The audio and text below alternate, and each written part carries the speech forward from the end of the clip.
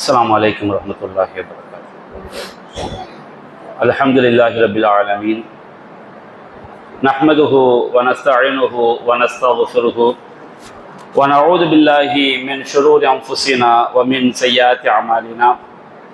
من يهده الله فلا مضل له ومن يضلله فلا هادي له، وأشهد أن لا إله إلا الله وحده لا شريك له، وأشهد أن محمدا عبده ورسوله. أما بعد.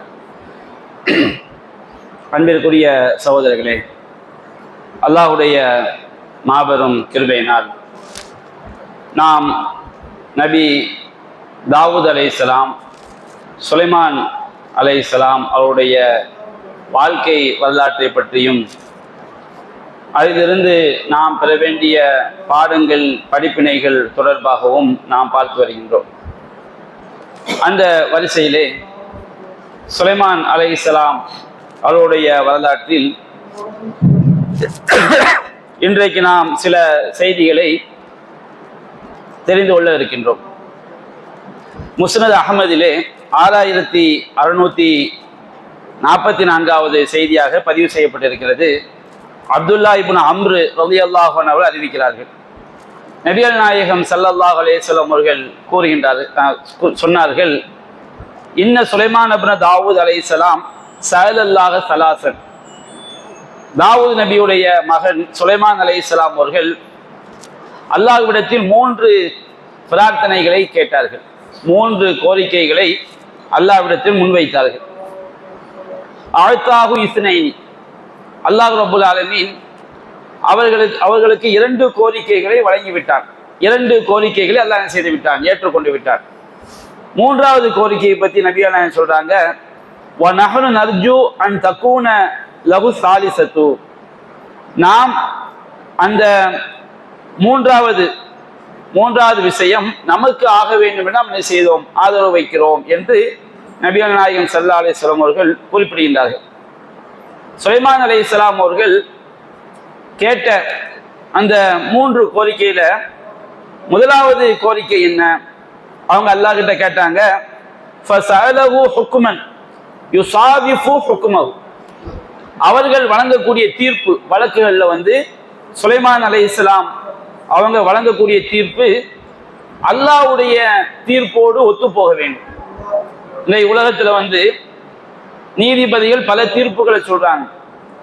எல்லா தீர்ப்புகளுமே இறைவனிடத்தில் நீதியாக சரியானதாக கருதப்படுமான்னு சொன்னா என்ன செய்யப்படாது, கருதப்படாது. அநியாயமான தீர்ப்புகளும் ஏராளமா இருக்குது. அப்ப சுலைமான் அலைஹிஸ்ஸலாம் என்ன கோரிக்கை வைக்கிறாங்க, நான் வழங்கக்கூடிய தீர்ப்பு இறைவன் எதை சரி என்று கருதுகிறானோ அதற்கு ஒத்த தீர்ப்பாக இருக்க வேண்டும், அநியாயமான தீர்ப்பா என்ன செய்யக்கூடாது, இருக்கக்கூடாது என்ற ஒரு துவாவை, என்ற ஒரு கோரிக்கையை அல்லாஹ்விடம் முன்வைக்கிறார்கள். அப்ப அல்லாஹ் ரப்புல் ஆலமீன் ஃபஅதாஹுல்லாஹு இய்யாஹு, அல்லாஹ் ரப்புல் ஆலமீன் அந்த கோரிக்கையை அவர்களுக்கு கொடுத்து விட்டார். அந்த பிரார்த்தனையை அல்லாஹ் ஏற்றுக்கொண்டு விட்டான். சுலைமான் நபியுடைய எந்த தீர்ப்பா இருந்தாலும் அல்லாஹ் ரப்புல் ஆலமீன் எதை சரி காண்கிறானோ அத்தகைய தீர்ப்பை தான் அவங்க கொடுப்பாங்க. அல்லாஹ் ரப்புல் ஆலமீன் அதற்கு வழிகாட்டுவான். அப்ப சுலைமான் அலைஹிஸ்ஸலாமுடைய வாழ்நாளில் அவங்க அளித்த எந்த ஒரு தீர்ப்பிலும் பிழை என்பதே கிடையாது, எல்லாமே நியாயமான தீர்ப்பு தான். அடுத்து அல்லாஹ் ரப்புல் ஆலமீன் எதை நீதியாக கருதுவானோ அத்தகைய தீர்ப்பை தான் அல்லாஹ்வுடைய உதவியால் அவங்க செஞ்சிருக்கிறாங்க, தீர்ப்பாக சொல்லி இருக்கிறாங்க. அடுத்து 2வது கோரிக்கை என்னவென்று சொன்னால், சுலைமான் அலைஹிஸ்ஸலாம் அல்லாஹ்ட்ட கோரிக்கை வச்சாங்க, வஸஅலஹு முல்கன் லா யம்பகி லி அஹதி மின் பஅதி. தனக்கு பிறகு யாருக்கும் தகுதியாகாத ஒரு ஆட்சி, எனக்கு பிறகு கியாமத் நாள் வரைக்கும் சுலைமான் நபிக்கு கொடுத்ததை போன்ற ஒரு ஆட்சியை வேற யாருக்கும் கொடுக்க கூடாது அப்படின்னு அல்லாஹ் நினைச்சாங்க. அப்படி ஒரு ஆட்சியை அவங்க கேட்கிறாங்க. அப்ப ஃபஅதாஹு இய்யாஹு, அதையும் அல்லாஹ் செய்து விட்டான், சுலைமான் அலைஹிஸ்ஸலாம் அவர்களுக்கு கொடுத்து விட்டான். அந்த பிரார்த்தனையும் அல்லாஹ் ஏற்றுக்கொண்டு விட்டான். அதை நாம பின்னாடி இன்ஷா அல்லாஹ் பார்ப்போம். அடுத்து 3வது ஒரு கோரிக்கை வச்சாங்க. சுலைமான் அலைஹிஸ்ஸலாம் அவங்க பைத்துல் மக்தஸ் ஆலயத்தை அவங்க புனர் நிர்மாணம் செய்தார்கள், மீண்டும் கட்டி அமைத்தார்கள். அப்ப அவங்க அல்லாஹ்ட்ட கோரிக்கை வச்சாங்க, ஃபஸஅலஹு அய்யுமா ரஜுலின் خرج من بيته لا يريد الا الصلاه في هذا المسجد. எந்த ஒரு மனிதனாக இருந்தாலும் அவர் தன்னுடைய வீட்டிலிருந்து இந்த பள்ளிவாசலில் தொழுவதற்காக வெளியேறினார். பைத்துல் முகத்தஸ் பள்ளிவாசல், மஸ்ஜித் அக்ஸா பள்ளிவாசல், அந்த பள்ளிவாசல்ல தொழுவதற்காக தன்னுடைய வீட்டிலிருந்து வெளியேறினால் ஹரஜமில் ஹத்தியத்திஹி மிஸ்ல யௌமி வலதத்துஹு உம்முஹு, அவருடைய தாய் அவனை பெற்றெடுத்த நாளில் அவன் எப்படி பாவமே இல்லாமல் இருப்பானோ அது போன்று இந்த பைத்துல் முகத்தஸ் பள்ளிவாசல்ல தொழுதுட்டு அந்த பள்ளியை விட்டு வெளியேறினால் அவன் எல்லா பாவங்களும் மன்னிக்கப்பட்டவனாக வெளியேறணும் அப்படின்னு செஞ்சாங்க, அல்லாஹ் கிட்ட கோரிக்கை வச்சாங்க. அப்போ நபிகள் நாயகம் ஸல்லல்லாஹு அலைஹி சொல்றாங்க, ஃபனஹனு நர்ஜு அயகூன அல்லாஹ் அஸ்ஸ வஜல் கத் அஅதாஹு இய்யாஹு, அல்லாஹ் ரப்பல் ஆலமீன் அவர்களுக்கு அதை கொடுத்திருப்பான் என்று நாம் ஆதரவு வைக்கிறோம். கொடுத்தானா இல்லையா நபிகள் நாயகம் செய்யல சொல்லல. அல்லாஹ் ரப்பல் ஆலமீன் சுலைமான் அலைஹிஸ்ஸலாம் அவர்களுக்கு அதை கொடுத்திருக்கலாம், கொடுக்க வேண்டும் என்று நாம் ஆதரவு வைக்கிறோம். அப்போ முதல் ரெண்டு விஷயங்களும் அல்லாஹ் கன்ஃபார்மா கொடுத்துட்டான். அவங்களுக்கு கிடைச்ச மாதிரி ஆட்சி கியாமத் நாள் வரைக்கும் யாருக்கும் கிடைக்க கூடாது, அந்த பிரார்த்தனையை அல்லாஹ் ஏற்றுக்கொண்டு விட்டார். அதுபோன்று அவங்க வழங்கக்கூடிய தீர்ப்பு அல்லாஹ் ரப்பல் ஆலமீன் எதை தீர்ப்பாக சரியானதாக கருதுவானோ அதற்கு ஒத்த தீர்ப்பாக இருக்க வேண்டும். இதையும் அல்லாஹ் ஏற்றுக்கொண்டு விட்டான். மூன்றாவது பிரார்த்தனை நபிகள் நாயகம் சொல்றாங்க, அல்லாஹ் ரப்பல் ஆலமீன் அதை அவர்களுக்கு வழங்க வேண்டும் என்று நாம் என்ன செய்யறோம், ஆசைப்படுறோம். ஆனா அல்லாஹ் ரப்பல் ஆலமீன் அப்படி கொடுத்தானா இல்லையா நபிகள் நாயகம் ஸல்லல்லாஹு அலைஹி வஸல்லம் செய்யல, உறுதிப்படுத்தி அவங்க சொல்லல.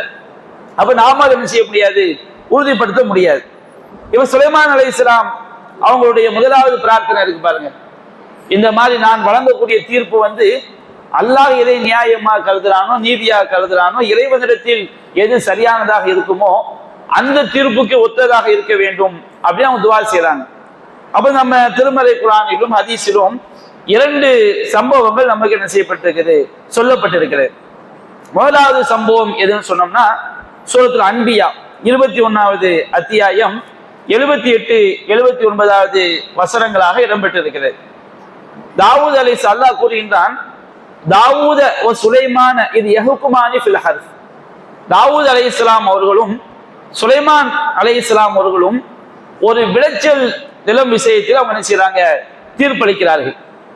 அங்க என்ன நடக்குதுன்னு சொன்னோம்னா ஒருவருக்கு ஒரு விளைச்சல் நிலம், அதுதான் அவருக்கு வருமானம், அவருடைய புழப்பு புள்ளகுட்டி எல்லாமே வாழ்றது அந்த விவசாய நிலத்தை நம்பிதான்.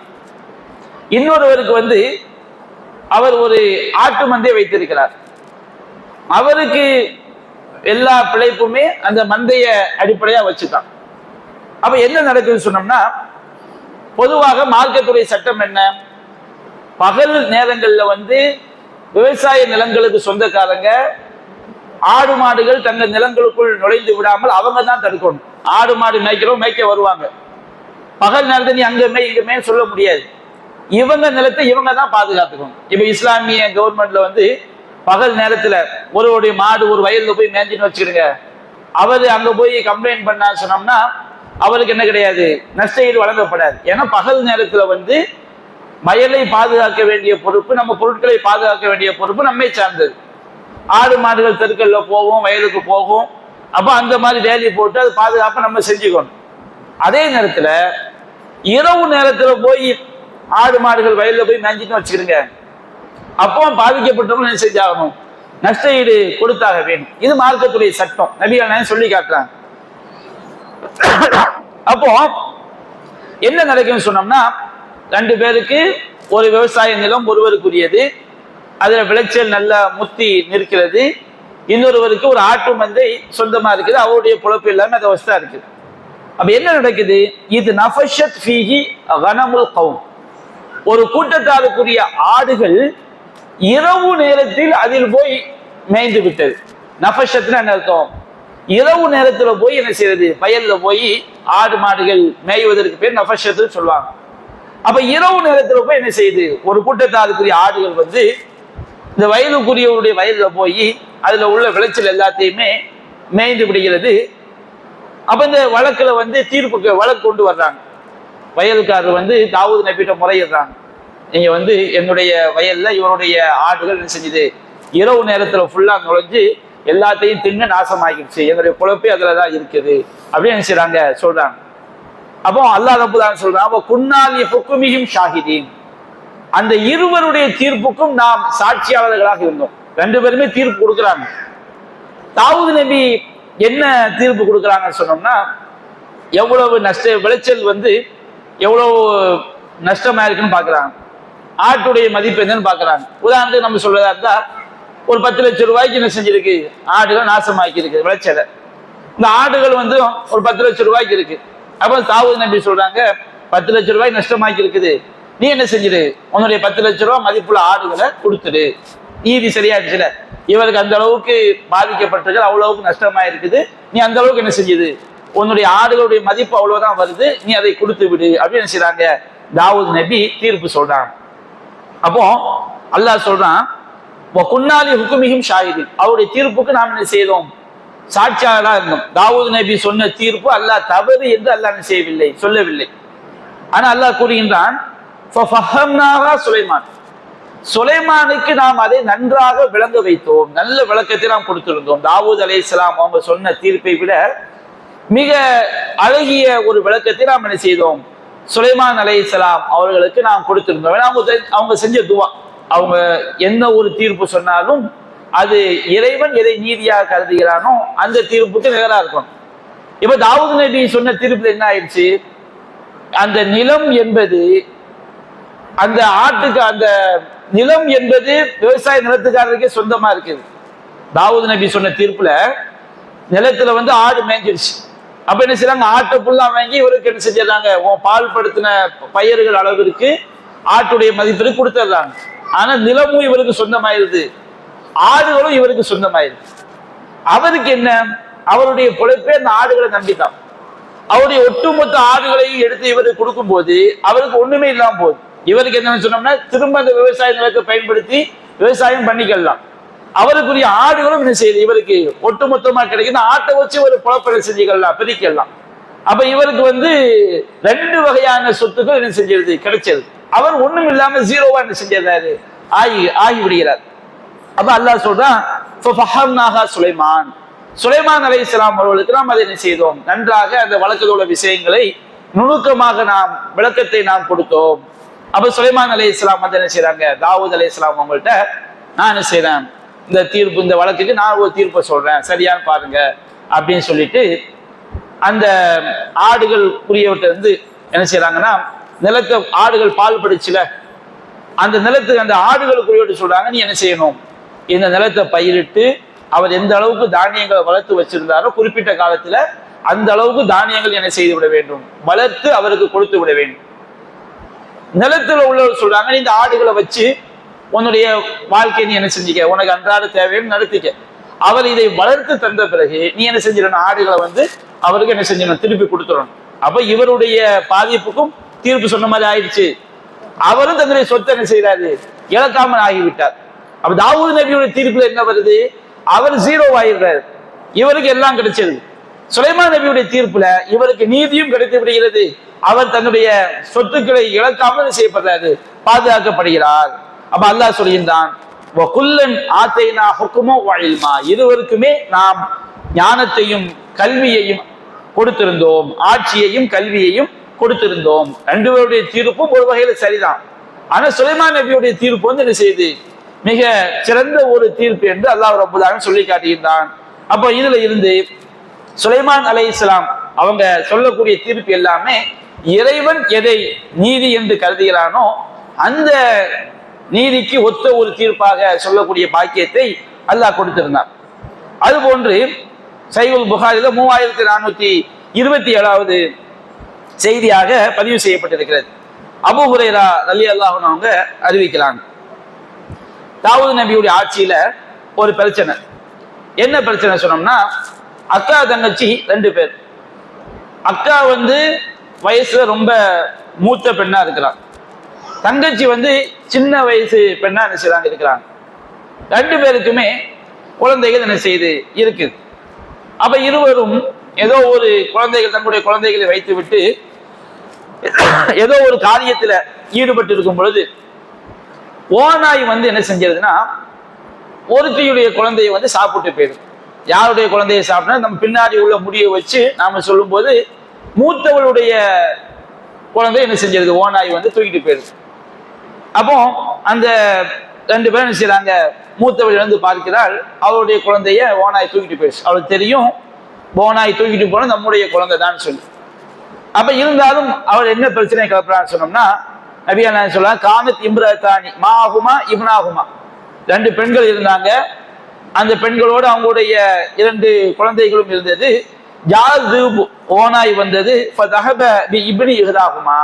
அந்த இரண்டு சகோதரிகளில் ஒருத்தியுடைய குழந்தையை ஓனாய் என்ன செய்து விட்டது, தூக்கி சென்று விட்டது. அப்போ கால சாஹிபத்துஹா, அப்போ மூத்தவள் சொன்னால் இன்னமா தஹப பி இப்னிகி, ஓன் குழந்தையை தான் ஓனாய் தூக்கிட்டு போயிடுச்சு, ஏன் குழந்தை இல்லை அப்படின்னு செய்யறாங்க. மூத்தவள் சொல்கிறாள். அப்ப இளையவள் சொல்கிறாள், பாலத்தில் ஊகுரா இன்னமா தஹப பி இப்னிகி, ஓன் குழந்தையை தான் தூக்கிட்டு போச்சு, ஏன் குழந்தை இல்லை. ரெண்டு பேரும் தெரியும், இருந்தாலும் பிரச்சனை என்ன செய்யலாம், மூத்த பெண் வந்து பிரச்சனையை வந்து வளர்க்கிறார், ஓனாய் தூக்கிட்டு போனது ஓன் குழந்தை தான் அப்படின்னு சொல்லி. அப்போ ஃபதஹாக்கமத்தா இலா தாவூத், ரெண்டு பேரும் என்ன செய்றாங்க, தாவூத் நபிட்ட போய் தீர்ப்பு கேட்கிறாங்க. இப்படி இது வந்து என்னுடைய குழந்தை தான், இளையவள் சொல்ற இது என்னுடைய குழந்தை தான், அவளுடைய குழந்தை தான் ஓனாய் தூக்கிட்டு போயிடுச்சு. மூத்தவள் சொல்றா இல்ல இல்ல அதுதான் என்னுடைய குழந்தை, ஓனாய் தூக்கிட்டு போனது இளையவளுடைய குழந்தையை தான் என்ன செஞ்சிருச்சு, தூக்கிட்டு போயிட்டு அப்படின்னு செய்றாங்க பாக்குறாங்க. அப்போ தாவூது நபி பார்த்துட்டு அவங்க என்ன நினைச்சிருக்கலாம், சரி யாருடைய குழந்தைன்னு நினைச்சு இதை தீர்மானிக்க முடியல, மற்ற சாட்சி அங்க இல்லை, இவ என் குழந்தைங்கிறா உன் குழந்தைங்கிறா. தாவூது நபி ஒரு யூகமாக என்ன நினைக்கலாம்னு சொன்னோம்னா, இவ மூத்த வயசான பொம்பளையா இருக்கிறா, இளைய பெண்ணா இருக்கிறா, இவன் ஒரு குழந்தைய கூட என்ன செய்ய முடியும், பெற்றுக்க முடியும். இது ரொம்ப ஒரு வயோதிக பருவத்தை, குழந்தை பெற முடியாத பருவத்தை அடைஞ்சிட்டா, அப்ப நம்ம என்ன செய்வோம், இவளுக்கு தீர்ப்பளிச்சிட்டோம்னு சொன்னோம்னா இன்னொரு குழந்தையை பெற்றுக்கிடுவான்னு சொல்லி என்ன செய்றாங்க, அவங்க அப்படி நினைச்சிருக்கலாம். அப்போ ஹாக்கமத்தா இலா தாவூத், ரெண்டு பேரும் தாவூத் நபியோட தீர்ப்பு கேட்டவுடனே ஃபகலா பிஹில் குப்ரா, அவங்க என்ன செஞ்சாங்க, மூத்தவளுக்குரிய குழந்தையை தான் தீர்ப்பளித்து முடிச்சிடுறாங்க. அப்போ ரெண்டு பேரும் அந்த தீர்ப்பு பெற்றவுடனே சுலைமான் அலைஹிஸ்ஸலாம் என்ன செய்றாங்க, உள்ள வர்றாங்க. ஃபஹரஜத அலா சுலைமான் இப்னு தாவூத், அந்த இரண்டு பெண்கள் சுலைமான் இப்னு தாவூத் அவங்கள்ட்ட வர்றாங்க, சுலைமான் அலைஹிஸ்ஸலாம் அவங்கள்ட்ட வர்றாங்க. ஒருவேளை ரெண்டாவது அந்த சிறியவள் கூட, ரெண்டாவது தங்கச்சி கூட இந்த பிரச்சனை என்ன செஞ்சிருக்கலாம், சுலைமான் அலைஹிஸ்ஸலாம் அவங்கள்ட்ட கொண்டு வந்திருக்கலாம். ரெண்டு பேரும் தங்களுடைய பிரச்சனை என்ன செய்றாங்க, சொல்றாங்க. அப்போ சுலைமான் அலைஹிஸ்ஸலாம் ரெண்டு பேருடைய விஷயத்தையும் கேட்கலாம். பொதுவா தீர்ப்பு சொல்றதுக்கு மார்க்க அறிவு முக்கியம், அதே போன்று நுணுக்கங்களும் என்னது ரொம்ப முக்கியம். ஏன்னா நன்மை தீமையை கண்டுபிடிக்கிறதுக்கு வந்து ரொம்ப ஒரு நுணுக்கமா என்ன செய்யணும், இருக்கணும். அப்போ சுலைமான் அலைஹிஸ்ஸலாம் என்ன செய்றாங்கன்னா, ஒரு சில நுணுக்கங்களை கையாளுறாங்க. அப்போ ரெண்டு பேரும் ஏன் குழந்தை சொன்ன உடனே சுலைமான் நபி என்ன செய்றாங்க, சரி குழந்தையை கொடுங்கன்னு சொல்லிட்டு, இது தூணி பி சிக்கின், என்கிட்ட வந்து கத்தியை கொண்டு வாங்க, அஷுக்குஹு பைனஹுமா, அந்த குழந்தைய ரெண்டா வெட்டி உனக்கு பாதி துண்டு இவளுக்கு பாதி துண்டு என்ன செஞ்சதை தந்து விடுகிறேன் அப்படின்னு செய்றாங்க, சொல்றாங்க. அப்போ இளையவள் சொல்றா ஃபகாலத்து சுக்ரா லா தஃஅல், அப்படி செய்யாதீங்க, யர்ஹமுக்கல்லாஹ், அல்லாஹ் உங்களுக்கு என்ன செய்யட்டும், அருள் செய்யட்டும். ஹுவ இப்னுஹா, அவள் வந்து இவளுடைய மூத்தவளுடைய மகன் தான், பிள்ளைய ரெண்டா வெட்டிடாதீங்கன்னு யார் சொல்றா, இளையவள் சொல்றா. ஏன்னு சொன்னா அவள் தான் அந்த குழந்தைய பெற்று இருக்கிறா, பெற்ற பாசம் வந்து குழந்தைய ரெண்டா என்ன செய்யாது, வெட்ட கூடாது. அப்ப அது அவள் குழந்தையாவே இருக்கட்டும், யார்கிட்ட வளர்ந்தா என்னன்னு சொல்லி என்ன செஞ்சா, இளையவள் வந்து மூத்தவளுடைய குழந்தைதான் சொல்றா. மூத்தவள் வந்து என்ன செய்யறாங்க, நம்ம ஊர்ல சொன்ன மாதிரி நல்ல கல்லு குத்தி மாதிரி என்ன செய்யறான், மேதியான் வெட்டி தாங்குங்கிற மாதிரி ஓகேங்கிற மாதிரி என்ன செய்யறாங்க இருக்கலாம். அப்போ என்ன சொல்றாங்கன்னா, சுலைமான் அலைஹிஸ்ஸலாம் ஃபகலா பிஹில் சுக்ரா, இது இளையவளுக்குரியதுதான், ஏன்னா அவள்கிட்ட தாய் பாசம் என்ன செய்யுது, வெளிப்படுது. மூத்தவள் வந்து தனக்கு தான் இழந்த மாதிரி தன்னுடைய சகோதரி என்ன செய்யணும், இழக்கணும் அப்படிங்கிற அந்த நிலையில என்ன செய்யறா இருக்கிறாங்கிறத என்ன செஞ்சிடறாங்க, கண்டுபிடிச்சிடறாங்க. வரலாற்றுகள்ல கூட சில கதைகள் என்ன செய்வாங்க, சொல்லி காட்டுவாங்க. எப்படின்னு சொன்னோம்னா, ஒரு அபலை பெண் ஒரு பெண் இருந்தாங்க. அந்த பெண்ணை பத்தி, அந்த பெண்ணை வந்து 4 பேர் விரும்புறாங்க. 4 பேருமே என்ன செய்யறாங்க, அந்த பெண்ணை திருமணம் முடிக்க, அழகா இருக்கிறாங்க, 4 பேருமே அந்த பெண்ணை திருமணம் முடிக்கணும்னு ஆசைப்படுறாங்க. ஆனா அந்த பெண்ணு வந்து ஒருத்தனுக்கு தான் என்ன செய்யற சம்மதிக்கிறாங்க. அப்போ மற்ற 3 பேர் அல்லது வேற ஒருத்தர் திருமணம் முடிச்சிடலாம். அப்ப இந்த 3 பேர் என்ன செய்யறாங்கன்னு சொன்னோம்னா, இந்த பெண்ணு வந்து ஒருத்தனோட விபச்சாரம் செஞ்சான்னு ஒரு குறிப்பிட்ட ஆளை சொல்லி நாங்க பார்த்தோம் அப்படின்னு செஞ்சிடறாங்க. 3 பேரும் நீதிபதிட்ட போய் 4 பேருமே நீதிபதிட்ட போய் என்ன செய்யறாங்க, சொல்றாங்க நாங்க கண்ணால பார்த்தோம். 4 பேருமே ஒரு பெண்ணு விபச்சாரம் பண்ண சொன்னா என்ன ஆகும், அது கன்ஃபார்ம் ஆயிரும்ல, நாங்கள் கண்ணால பார்த்தோம் இந்த பெண்ணு இந்த ஆணோட விபச்சாரம் பண்ணாம். அப்போ நீதிபதி வந்து அந்த பெண்ணு மறுக்கிறாங்க, நான் அப்படி செய்யவே இல்லை, 4 சாட்சி வேற வந்தாச்சு. அப்போ உடனே 4 சாட்சி வந்துருச்சு, உடனே என்ன செஞ்சிருவோம், தீர்ப்பு சொல்லிடுவோம் அப்படின்னு சொன்னோம்னா அது சரியான தீர்ப்பு கிடையாது. கொஞ்சம் நுணுக்கங்களை என்ன செய்ய பயன்படுத்தணும். அப்படியா சொல்லிட்டு நீதிபதி என்ன பண்ணாரு, 4 பேரையும் தனித்தனியா கூப்பிட்டாரு. அப்போ நீ வந்து விபச்சாரம் பண்ண பார்த்தீல, அவர் என்ன கலர் சட்டை போட்டிருந்தாரு, எந்த இடத்துல தங்கி இருந்தாரு, 4 பேருமே 4 விதமான கருத்தை என்ன செய்யறாங்க சொல்றாங்க. ஏன்னா அவங்க வந்து பொய்யத்தான் சொல்றாங்க, பொய்யை சொல்றவங்க திட்டமிட்டு ஒன்று சொல்ல முடியாது. ஒருத்தன் சொன்னா இது ப்ளூ கலர் ஷர்ட்டு, ஒரு சிவப்பு கலர் ஷர்ட்டு, ஒரு நீல கலர் ஷர்ட்டு, இப்படி சொல்லும் போதே அது பொய்ன்னு என்ன செஞ்சிருது, தீர்மானம் ஆயிடும். அப்ப சில நேரங்கள்ல வழக்குகளை தீர்மானிப்பதில் வந்து நுணுக்கங்களும் அவசியம். மார்க்கத்துடைய சட்டத்தையும் பார்க்கணும், அவங்க யாரு சரியா நடக்கலாம் என்று தீர்மானிக்கக்கூடிய அந்த நுணுக்கங்களை என்ன செய்ய வேண்டும், கவனத்தில் கொள்ள வேண்டும். அல்லாஹ் ரப்பல் ஆலமீன் அந்த மாதிரி ஒரு நுணுக்கத்தை வந்து சுலைமான் அலைஹிஸ்ஸலாம் அவர்களுக்கு அல்லாஹ் கொடுத்திருந்தாங்க. அதாவது தாவூது நபிக்கு நுணுக்கம் இதை வழங்கிடக்கூடாது. தாவூது நபியை விட சுலைமான் அலைஹிஸ்ஸலாம் அவர்களுக்கு அல்லாஹ் என்ன செய்திருந்தான், நன்றாக தீர்ப்பு சொல்லக்கூடிய ஒரு ஆற்றலை அல்லாஹ் கொடுத்திருந்தான். தாவூது நபிக்கும் அல்லாஹ் அதற்கு உண்டான பாக்கியத்தை என்ன செஞ்சிருந்தான், அல்லாஹ் கொடுத்திருந்தான். அப்ப இது நாம என்ன செய்யற சம்பவத்தை பார்க்கிறோம். அதே போன்று சுலைமான் அலைஹிஸ்ஸலாம் அவங்க பைத்துல் மக்தஸ் என்ன செஞ்சாங்க, புனர் நிர்மாணம் செய்தார்கள். நபிகள் நாயகம் பைத்துல் மக்தஸை பொறுத்த வரைக்கும் சுலைமான் அலைஹிஸ்ஸலாம் அவங்களுடைய காலத்துக்கு முன்பாகவே அது கட்டப்பட்டுச்சு. சஹீஹுல் புகாரில 3366வது செய்தியாக பதிவு செய்யப்பட்டிருக்கிறது. அபூதர் ரலியல்லாஹு அன்ஹு அறிவிக்கிறாங்க. அபூதர் கேட்கிறாங்க, யா ரசூலல்லாஹ் ஐயு மஸ்ஜிதின் உலிய ஃபில் அர்த், இந்த பூமியில முதலில் கட்டப்பட்ட பள்ளிவாசல் எது அப்படிங்கிற கேள்வி என்ன செய்யறாங்க, வைக்கிறாங்க. அப்போ நபிகள் நாயகம் சொல்றாங்க, அது மஸ்ஜிதுல் ஹராம், முதல்ல கட்டப்பட்ட பள்ளிவாசல் காபத்துல்லா. காபத்துல்லாவை யாரு கட்டினாருங்கிறது அறிஞர்களுக்கு மத்தியில் 2 கருத்து இருக்கு. ஒண்ணு ஆதம் நபி கட்டினாங்கிற கருத்தும் இருக்கிறது. இப்ராஹிம் நபிக்கு முன்னாடி உலகத்துல பள்ளிவாசலே கிடையாது. இப்ராஹிம் நபி தான் முதல் என்ன செஞ்சாங்க, காபத்துல்லாவை கட்டினாங்க. நம்ம குர்ஆனுடைய வசனங்களை படிக்கும் போதெல்லாம் இப்ராஹிம் நபி அவங்க தான் முதல்ல கட்டி இருக்க முடியும் என்கின்ற அந்த கருத்து தான் நமக்கு மேலோங்கிய வகையில் தெரியும். அப்போ முதலில் உலகத்துல முதல்ல கட்டப்பட்ட பள்ளின்னு கேட்கும் போது மஸ்ஜிதுல் ஹராம் அப்படின்னு சொல்றாங்க. சும்மா ஐயும், அதற்கு பிறகு கட்டப்பட்ட பள்ளி எது, அது மஸ்ஜிதுல் அக்ஸா, மஸ்ஜிதுல் அக்ஸா பள்ளிவாசல். கம் பைனகுமா, இந்த 2க்கும் மத்தியில எவ்வளவு கால இடைவெளி, 40 சனா, 40 வருடங்கள் அப்படின்னு செய்யறாங்க நபிகள் நாயகம் ஸல்லல்லாஹு அலைஹி சொல்றாங்க. இது புகாரில 3366வது செய்தியா பதிவு செய்யப்பட்டிருக்கு. ஒரு வாதத்துக்கு ஆதம் நபி கட்டினாங்க, காபத்துல்லா கட்டினாங்கன்னா பைத்துல் மக்தஸை கட்டினது யாராவது இருக்க முடியும், ஆதம் நபி கட்ட முடியும், ஆதம் நபியாவது இருக்க முடியும்.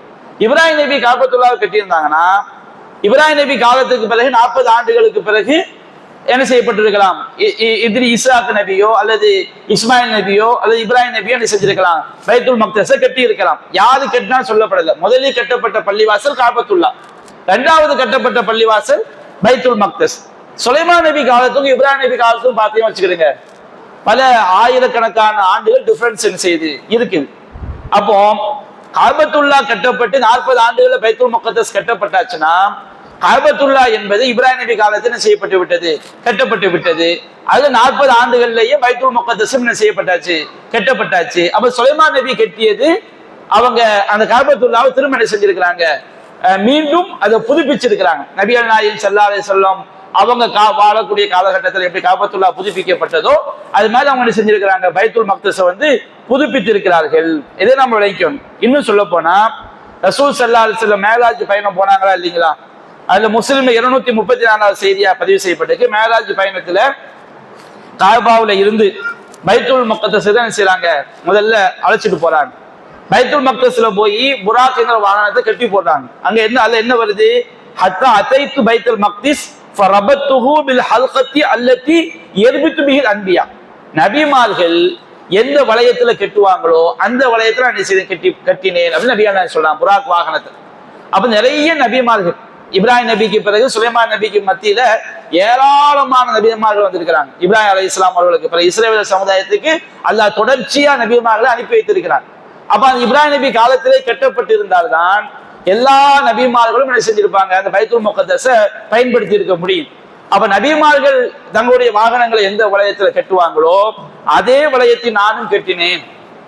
என்று நபிகள் நாயகம் ஸல்லல்லாஹு அலைஹி வஸல்லம் அவங்க சொல்வதிலிருந்து இந்த காபத்துல்லா இந்த பைத்துல் மக்தஸ் பள்ளிவாசல வந்து ஏராளமான நபி மரணம் செஞ்சிருக்கிறாங்க, பயன்படுத்தி இருக்கிறாங்க என்பதை நாம் விளங்கிக் கொள்கிறோம். அதே போன்று நபிகள் நாயகம் சொல்லி காட்டுறாங்க, உலகத்துல உள்ள எல்லா பள்ளியும் சமந்தான். நம்ம வந்து கூரை பள்ளி, தகர செட்டு அதெல்லாம் கிடையாது, மண் தலையாவே இருக்கட்டும். பள்ளிவாசல் உண்டாக்கிட்டோம் வச்சுக்கிடுங்க, உலகத்துல எந்த பள்ளியில தொழுதாலும் ஒரே நன்மை தான். இல்ல நான் வந்து ஏசி பள்ளியில போய் தொழுதா கூட நன்மை, தர பள்ளியில தொழுதா கம்மியான நன்மை அப்படிலாம் கிடையாது. உலகத்துல உள்ள எல்லா பள்ளியும் சமந்தான். 3 பள்ளிவாசல் தவிர நாம ஒரு பயணம் கிளம்பி நாம நிறைய நன்மையை பெறணும் என்பதற்காக ஒரு புனித பயணம் கிளம்புறதா இருந்தா 3 பள்ளிவாசலுக்கு மட்டும்தான் கிளம்பணும். சுற்றுலா கூட போலான்னா போயிட்டு போகலாம். ஆனா நன்மையை அடைவதற்காக புனித பயணம் மேற்கொள்றோம்னு சொன்னோம்னா 3 பள்ளிக்கு மட்டும்தான். இப்ப நம்ம பக்கத்துல ஒரு பள்ளி இருக்குது, அதை விட்டுட்டு இன்னொரு பள்ளிக்கு நம்ம போகணும்னு வச்சுக்கிடுங்க, ஒரு பயான் நடக்குது, அதுக்காண்டி அங்க போய் தொழுவோம், அப்படி போகலாம். இல்ல இங்க தொழுதா சரியில்லை, அல்லது அங்க உள்ள இமாம் சரியில்லாம இருக்கான்னு வச்சுக்கிட்டு நபி வழிப்படி தொழுகை நடத்தல, அதுக்காண்டி நம்ம போகலாம். ஆனா எதுக்காண்டி போக கூடாது? நபி வழிப்படி தொழுகை நடக்குது, எல்லாமே இருக்குது, ஏன்னா எனக்கு பிடிக்குதுன்னு சொன்னா வச்சுக்கிடுங்க, அது தப்பு. அப்ப நம்ம அருகில் உள்ள உலகத்துல உள்ள எல்லா பள்ளியும் நமக்கு என்னதான் சமம் தான். அப்ப அது 3 பள்ளிகளுக்கு மட்டும் விதிவிலக்கிறது. நபி அண்ணா சொல்லி காட்டாங்க, லா துஷத்து ரிஹாலு இல்லா இலா சலாசத்தி மஸ்ஜித். புனித பயணம் என்பது வாகனங்கள் கட்டப்படுவது, இங்க போய் தொழுதா நிறைய நன்மை கிடைக்கும் என்று ஒரு வண்டி கட்டி செல்வதாக இருந்தால் 3 பள்ளிக்கு மட்டும்தான் செல்லணும். ஒன்னு மஸ்ஜிதுல் ஹராம் காபத்துல்லா, மஸ்ஜித் ரசூலுல்லாஹி ஸல்லல்லாஹு அலைஹி வஸல்லம், 2வது மஸ்ஜித் நபவி மதீனாவுல உள்ள பள்ளிவாசல், 3வது மஸ்ஜிதுல் அக்ஸா. நம்முடைய வாழ்க்கையில வந்து ஹரமைன் ஷரீஃபைன் 2 புனித தலங்களில் பாதுகாவதல் அப்படி சொல்லி முஸ்லிம்களுக்கு மத்தியில 3வது புனித தலம் என்ன செய்யப்பட்டுருச்சு, மறக்கிற அளவுக்கு ஆகி போச்சு. நம்ம பல போட்டாக்கள்ல கூட மக்கா மதீனா மட்டும் தான் என்ன செய்வாங்க, மாட்டி வச்சிருப்பாங்க. அது மாட்டி வைக்கிற அவசியம் கிடையாது. ஆனா மஸ்ஜிதுல் அக்ஸா நம்முடைய சிந்தனையில் என்ன செய்யப்பட்டுச்சு, மறக்கடிக்கப்பட்டுச்சு. அவன் 3மே நமக்கு என்னதான் புனித தலங்கள் தான். நன்மையை நாடி நம்ம அங்க தொழுதா நிறைய நன்மை நமக்கு கிடைக்கும். அதே போன்று நபிகள் நாயகம் சொல்றாங்க, காபாவுல தொழுவது மற்ற பள்ளிகளில் தொழுவதை விட 1,00,000 மடங்கு நன்மை அதிகம். மஸ்ஜித் நபவியில தொழுவது மற்ற பள்ளிகளில் தொழுவதை விட 1000 மடங்கு நன்மை அதிகம். மஸ்ஜிதுல் அக்ஸாவுல தொழுவது மற்ற பள்ளிகளில் தொழுவதை விட 500 மடங்கு நன்மை அதிகம். உமர் ரலியல்லாஹு அன்ஹு அவங்க வந்து மஸ்ஜிதுல் அக்ஸாவுல ஒரு நாள் ஈத்திகாஃப் இருக்கணும்னு நியத்து வைக்கிறாங்க. அப்ப நபிகள் நாயகம் ஸல்லல்லாஹு அலைஹி வஸல்லம் மஸ்ஜித் நபவியில நிறைவேற்றினாங்க. ஏன்னா அதான சிறந்தது.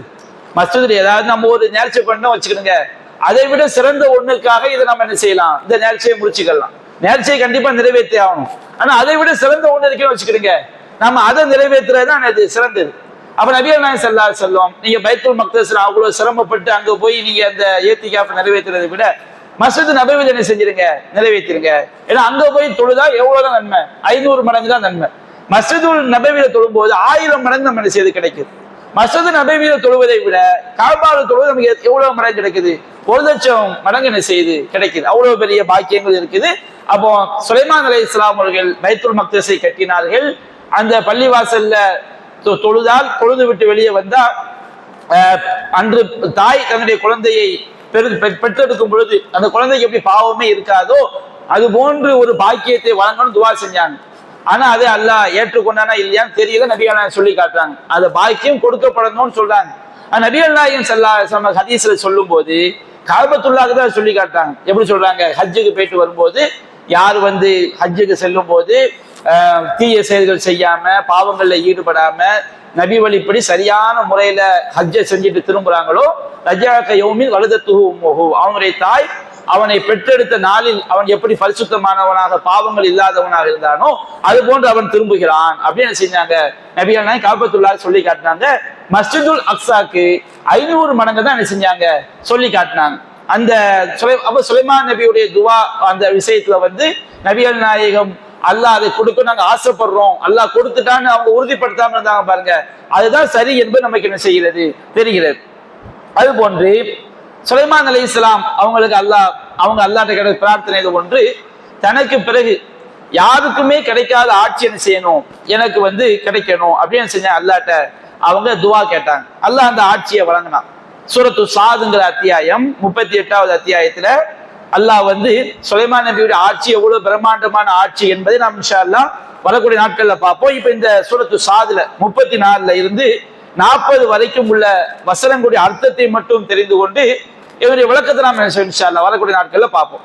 சுலைமான் அலைஹிஸ்ஸலாம் அல்லாஹ்ட்ட கேட்கிறாங்க, கால ரப்பி ஃபிர்லி, இறைவா என்னுடைய பாவத்தை மன்னிப்பாயாக, வஹப்லி முல்கன் லா யம்பகி லி அஹதி மின் பஅதி, எனக்கு பிறகு யாரும் அடைய முடியாத ஒரு ஆட்சியை எனக்கு நீ தருவாயாக, இன்னக்க அன்தல் வஹாப், நீதான் வாதி வழங்கக்கூடிய கொடையாளன். அப்போ அப்படி சொன்ன அப்படின்னு துவா கேட்கிறாங்க. அப்ப அல்லாஹ் ரப்புல் ஆலமீன் எந்த அளவுக்கு அவங்களுக்கு ஆட்சி அதிகாரத்தை கொடுக்குறான்னா, ஃபஸஹர்னா லஹு ரிஹ், காற்றை நாம் அவருக்கு வசப்படுத்தி கொடுத்தோம், தஜ்ரீ பி அம்ரிஹி, அவருடைய கட்டளைப்படி அது ஓடும். சுலைமான் அலைஹிஸ்ஸலாம் என்ன கட்டளை இடுறாங்களோ அது காத்து என்ன செய்யும், அல்லாஹ் தான் வசப்படுத்தி கொடுக்குறான். காற்றுடைய ரப்பு அல்லாஹ் தான்.